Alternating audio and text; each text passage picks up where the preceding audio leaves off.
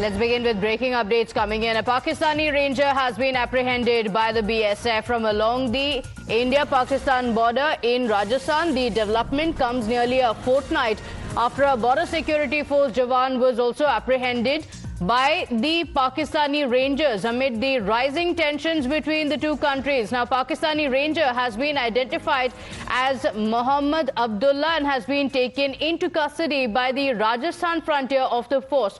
My colleagues Pradeep Datta and Pulkit Nagar are joining us on the broadcast with the details. Pulkit, the Pakistani Ranger has now been apprehended. What are the details?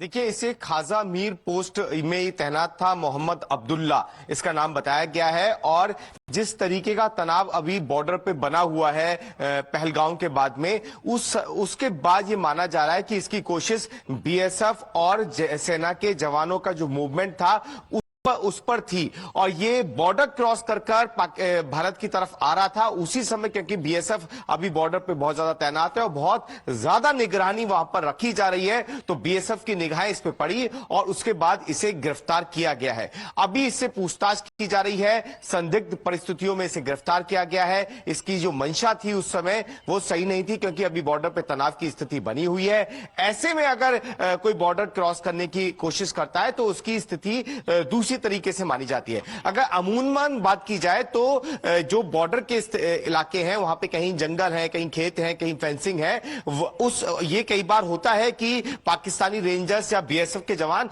इधर उधर line को cross कर जाते हैं गलती से। लेकिन 22 अप्रैल के बाद में सख्ती बहुत ज्यादा है।